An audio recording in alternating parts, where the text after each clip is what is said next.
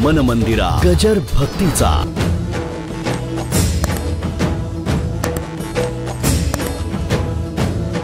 या हॉलमध्ये जर संसार सुटला नाही तर परत जाताना कसा सुटेल? गंमत बघा की इथे अगदी मुलं बाळं घेऊन बसलीत. मी म्हटलं अगदी मुलं बाळं आणलीत. हो म्हणले घरीत बसून काहीतरी करण्यापेक्षा इथे येऊन बसतायत, त्यांना घेऊन आम्ही कीर्तनाला येतो. उत्तम गोष्ट आहे. हे संस्कार जेव्हा होतात कालांतराने मधल्या काळामध्ये संसाराच्या नाही घडलं तरी कुठेतरी आठवतं की आम्ही लहानपणी कीर्तनाला जात होतो आणि ते कीर्तन ऐकलेलं कधीही वाया जात नाही. लक्षात ठेवा, नामस्मरण ऐकलेलं कधीही वाया जात नाही. कालांतर मधला काळ असा येतो, शिक्षणाचा येतो, नोकरीचा येतो, संसारात झगडण्याचा येतो. त्या काळामध्ये कुठेतरी जरा लांब गेल्यासारखा वाटतो. पण एक सांगू, त्याला आठवण असते, याच्यापासून लांब गेलोय, याच्यापासून लांब गेलोय, याच्यापासून लांब गेलोय, म्हणून स्मरण काय नाही. म्हणून लक्षात घ्या, तुमचं आमचं थोर भाग्य आहे की ज्ञानोबा तुकोबासारखे संत या महाराष्ट्रामध्ये झाले. नाथांच्या सारखा माणूस झाला. उत्कृष्ट संसार बरं का. आणि नुसता संसार नाही, आडी अडचणी सहित संसार. ज्या तुमच्या माझ्या संसारामध्ये अडचणी होत्या त्या नाथांच्या संसारात दिसतात, आहेत की नाही? मुलगा कट्टर विरोधी, हे जीवनातलं फार मोठं दुःख आहे बरं का, पण होतं तिथे. मी तुम्हाला सांगू, नाथांचा मुलगा नाथांना तोंडावर म्हणाला, काय कीर्तन सांगता लोकाला फसवता. भोळे बाबडे येतात, त्यांना काही कळत नाही आणि विठ्ठल विठ्ठल विठ्ठल सांगता. असं विठ्ठल विठ्ठल म्हणून काही काहीतरी अध्यात्म सांगावं. ब्रह्म काय, माया काय, आत्मा काय, साक्षी काय, कुटस्थ काय. सामान्य माणसाला कुठे एवढं कुटायला वेळ आहे? कुठला कुटस्थ कळतो? त्याच्याकरता सांगितलंय मी, नको सांडू, फार सोपा अभंग बरं का. सहज जीवनामध्ये कसं जीवन जगता येईल असो नाही.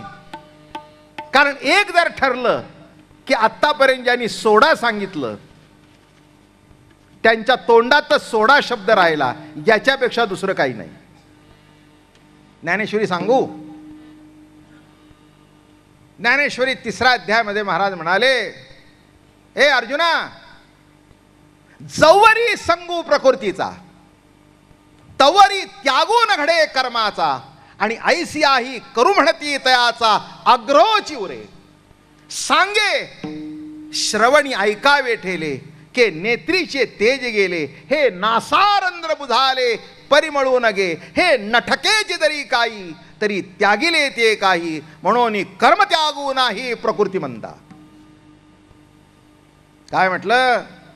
तुम्ही ठरवलं काही करायचं नाही, सोडून दिलं, पण कानाने ऐकणं,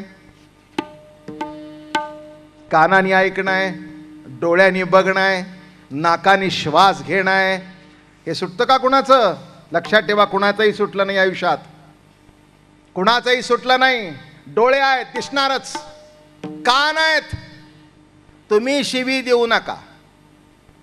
एक मनुष्य म्हणाला, बाबा महाराज, मी माझ्या आयुष्यात कधी या तोंडाने शिवी दिली नाही. मी म्हटलं, ऐकली नाहीस का कधी?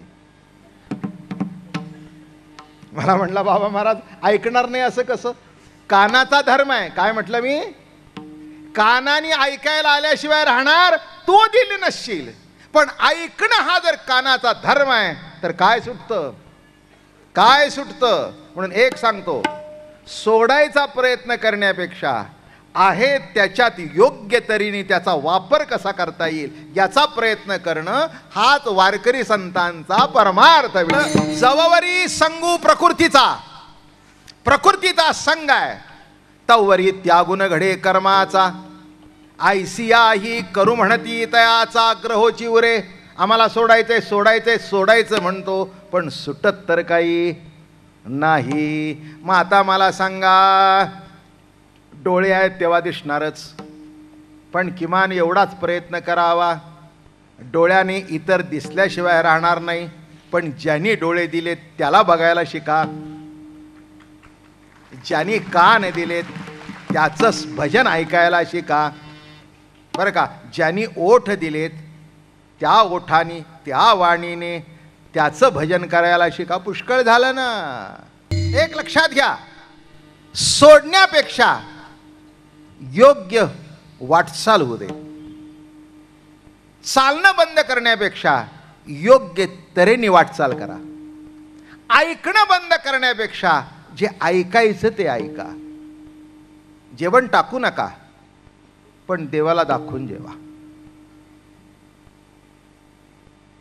आपल्या धर्मामध्ये, आपल्या परंपरेमध्ये सुंदर संकल्पना आहेत. अलीकडे कोणी तसं नाही दाखवत. पुष्कळ ठिकाणी मी जातो, काही वेळा तर मला असं दिसतं आम्ही जेवायच्या अगोदर सुद्धा त्याची अर्धी पोळी संपलेली असते. एका ठिकाणी गेलो मी, चांगला माणूस होता, आम्हाला जेवायला बसला, आम्ही त्या टेबलावर बसलो, हा हात पापड खातच आला. तर याला काय बोलू मी. मला म्हटलं तुम्ही घेणार का. म्हटलं तुमचं उद्या राहिलं तर आम्ही खाऊ. आता काय करता, अशानं जरा थोडीशी गंमत केली. म्हणजे बायको म्हणली तुम्हाला काही कळतं का नाही. हा, हे तिकडून पाहिजे होतं बघा. ती म्हणली तुम्हाला काही कळतं का नाही, महाराजांच्या समोर रोजचं घरात काय. हो म्हटलं महाराज माझ्या हे लक्षातच आलं नाही. म्हटलं बरोबर आहे, या साध्या गोष्टी तुम्ही लक्षात ठेवायच्याच नसतात.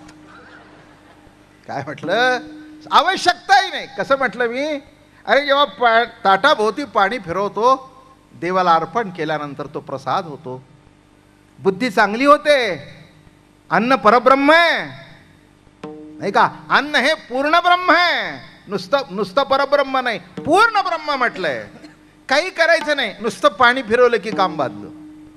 कशा करता सांगतोय, काही सोडू नका.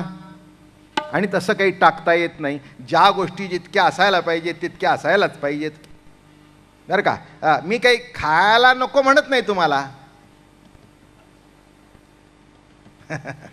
काय माणसं इतकी तयार झालीत ना, अगोदरच इतकी हसतात, इतकं हसतात, त्यांचे चेहरे असे फुलून जातात. त्यांना माहिती आहे की महाराज का. आता इतक्या वर्ष ऐकताय तुम्ही. मी कालच म्हटलं ना, 65 सालपासून पुण्यात येतोय. किती वर्ष झाली बघा. हो, 65 सालपासून पुण्यात येतोय. म्हणजे हे पुणेकर मला कोळून पिलेत. काय एक नाही दोन नाही, इतके वर्ष. पहिला सप्ताह निवडुंगा विठोबाला झाला 64-65 साली. आणि 7 दिवसाचा सप्ताह तो. तर आता थकलो मी. एक कार्यक्रम करतो तेव्हा 2-2, 3-3 कार्यक्रम करत होतो या पुण्यात. निवडुंगा विठोबा मंदिर, कौस्तुरी चौक, हे तुमचं नव्या पुलावरचं विठ्ठल मंदिर, कितीतरी कार्यक्रम या पुण्यामध्ये झाले. आणि मग सेटल झालो गणपतीजवळ.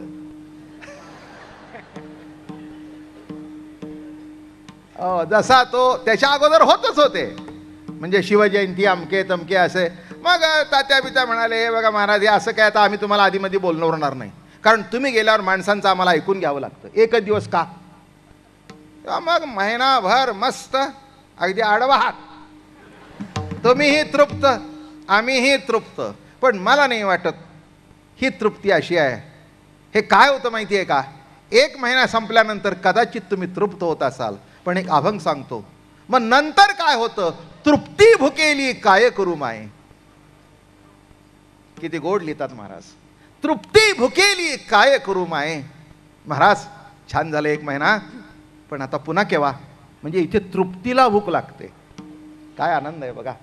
काय शब्द प्रयोग आहे, काय मराठी भाषा याला म्हणावं. आणि संतांची वचन, तृप्ती भुकेली. एक सांगतो, जेव्हा तुमच्या तृप्तीला भूक लागेल तेव्हा समजावं खरा परमार्थ अंतःकरणामध्ये रुजू लागला. नाहीतर काय, आम्ही खूप ऐकलंय, आम्हाला माहिती आहे. गोकुळामध्ये 3 प्रकारच्या गोपी होत्या बरं का. एक म्हातारी गोपी, एक कुमार गोपी आणि एक तरुण गोपी. कुमार गोपी म्हणजे जिला कशातलंच काही नसतं ती. नाही कळलं काय. मला वाटलं होतं तुम्हाला एवढ्या वर्ष सांगून हे कळेल. कुमार गोपी म्हणजे 8-9 वर्षाची पोरगी, 10-12 वर्षाची, जिला पोरं काय पोरी काय म्हणून कोणाच्या हातात हात घालते, कुठेही पळते, कुठेही जाते. आणि आई सुद्धा म्हणत नाही जाऊ नको, जा आई, मी त्या शेजारच्या खेळत जा. कुमार गोपी. तसं कुमार गोपी शब्दाचा अर्थ कुमार परमार्थिक म्हणायचा अर्थ कळलं का? मजा म्हणून सांगतो. ते भातुकलीचा खेळ माहिती आहे का? आई पाचते म्हणून ही पाचते. कशा करता पाजायचं कुणाला माहिती. काय ते भातुकलीचा खेळ गमतीचा. ते असं पदर काय टाकते, लहानपणी ते साडी आईने असवते, मग पोहे करून द्यायचे आणि तिने हलवायचे. ती लहानशी चूल ते बाळा ललाला काय झालं तुला, थांब मी तुला. आता काय कपाळ पाचते म्हणजे काय क्रिया असते, पण कशा करता असते ही जिला कळत नाही ती कुमार. ते कुमार गोपी, तिला काही माहिती नाही, फक्त अनुकरण करणं. तसं जे परमार्थात एकमेकाचं अनुकरण करतात ते कुमार परमार्थिक. मन मंदिरा गजर भक्तीचा.